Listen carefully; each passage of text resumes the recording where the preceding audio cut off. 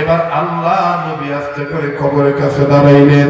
কবরের কাছে দাঁড়াইয়া আবার ডাকিয়ে বললেন, ওগো আল্লাহ, আল্লাহ দেন না একটা হাসি, ছেলেটা হয়ে যাক জান্নাতবাসী, যেহেতু আমরা উভয় উভয়কে ভালোবাসি। চিৎকার দিয়ে বলেন সুবহানাল্লাহ। আযান বলতে বলতে হঠাৎ করে জিবরাইল আমিন হাজির হয়ে গেল। ফানাজালা জিবরাইল আমিন হাজির হলো।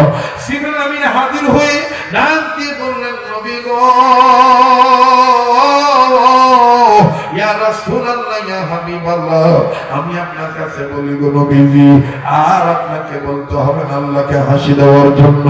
আল্লাহ পাক হাসি দিয়ে দিয়েছেন, আল্লাহ পাক আপনাকে খুশির খবর জানিয়ে দিয়েছেন। আপনাকে যারা নিজের জীবনে যেতে বেশি ভালোবাসবে তারা নিঃসন্দেহে জান্নাত প্রাপ্ত, তারা নিঃসন্দেহে ক্ষমা প্রাপ্ত। চিৎকার দিয়ে বলেন সুবহানাল্লাহ।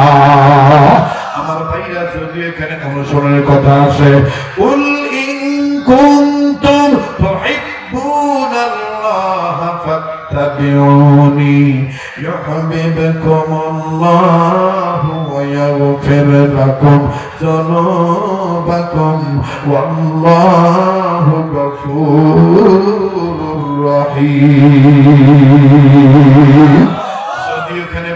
ইত্তেবার কথা আছে, এই ইত্তেবা করা, অনুসরণ করা, এটা ইবাদত।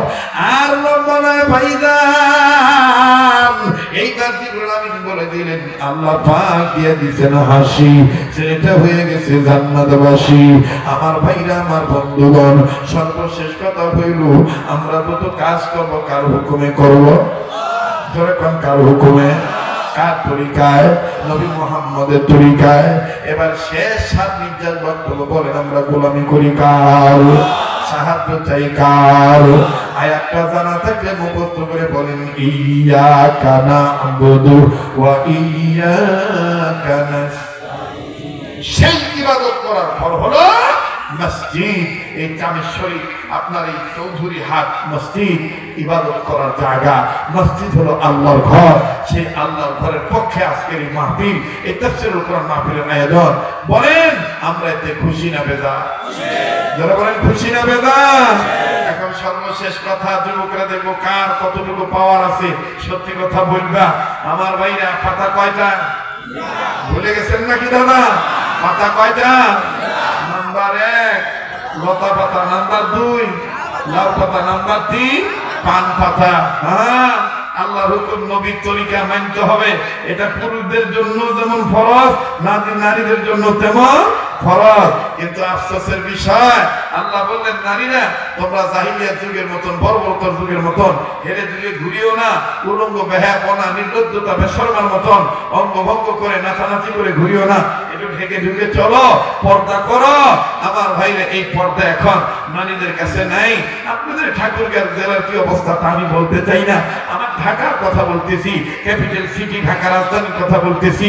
ইবাদত মুসলিম নারীদের ক্ষেত্রে আল্লাহর হুকুম, ফরজ ইবাদত পর্দা করা, ওন্না দেওয়ার কথা মাথায়। সেই ওন্না মাথায় আজকে নাই। জাতির কপালে আগুন, ওন্না হলো গলায়। আমি বলতে চাই, এই মহিলাগুলো মোটেও লাউ পাতা হতে পারে নাই, পান পাতা হওয়ার যোগ্যতা তো রাখেই নাই। এরা লতা পাতার চেয়ে নিকৃষ্ট হয়ে গেছে। কথা বলেন ঠিক না বেশি?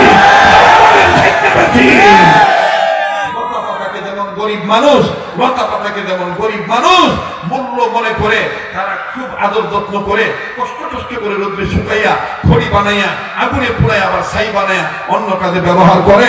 মা গো, ও মা, তুমি আল্লাহর সৃষ্টি, আল্লাহর ইবাদত করলে না, পর্দা মানা এটা ফরজ, এটা তুমি মানলে না। মা, স্বামীর খেদমত করা এটাও আল্লাহর পক্ষ থেকে তোমার জন্য একটা আইন, তোমার জন্য ধারা, তুমি এটাও মানলে না। মা, মা তুমি শুনে নাও, তুমি মোটেও পান পাতা হতে পারো নাই, তুমি লতা পাতা হয়েছ।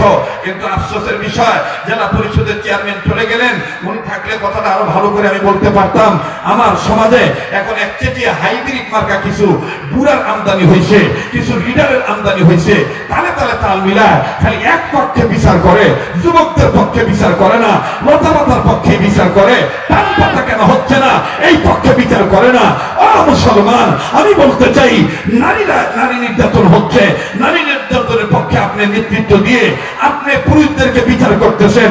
হ্যাঁ, 100 বার নারী নির্যাতনের পক্ষে আসা দরকার। কেননা নির্যাতন হবে, এদের বিরুদ্ধে অবশ্যই বিচার করা দরকার। কিন্তু আমি বলতে চাই যে এই সমাজে নারীদের ব্যাপারটার কারণে, বেহায়া নির্লজ্জা বেশরমা কাজের কারণে, উন্না মাথার থেকে গলায় দেওয়ার কারণে ইফতিজিং বাড়তেছে, পুরুষ নির্যাতিত হচ্ছে। এই নারী পুরুষদের বিচারের পাশাপাশি ওই বেহায়া নারীদেরকে বিচারের কাজ করা দরকার। যেই নারীরা মুসলমানের ঘরে জন্ম নেওয়ার পরে আল্লাহর হুকুম নবীর তরিকা মানে না, এই বেহায়া নারীদেরকে বিচারের কাজ করা দরকার। কথা বলে, জোরে বলে।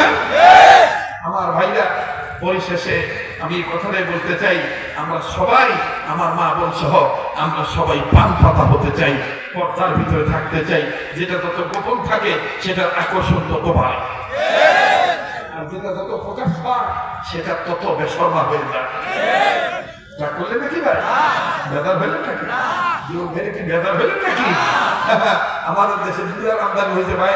শীত মৌসুমে 3 রাস্তার মাথার বাড়ি থাকে, শিয়ালত বসি রোদ তাপায়, রোদের আলো কিরণ গ্রহণ করে। যত মহিলাগুলা যায়, রংপুরি ভাষা বলে বেশ্যাগুলা যত যায়, সবগুলা মহিলা ডাকিলা জিজ্ঞেস করে তোমার বাড়ি কোথায়, সেখানে দোষ হয় না। আর আমার দেশের কোন যুবক যদি এই বেপরদা নারীর দিকে খালি একটু তাকায়, ওই বুড়াই দেখবেন ডাক দিয়ে বলে তোর মা বোন নাই, চোখ তুলি ফেলায়।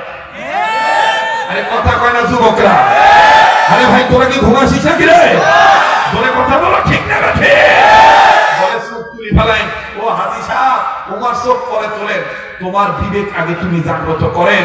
তুমি মক্কা থেকে ঘুরে আসার পরও তোমার পুত্রবধূ কেন বেপরদায় ঘোরে? তুমি তবলিগের লাইনে থাকার পরও কেন তোমার মেয়ে বেপরদায় মার্কেট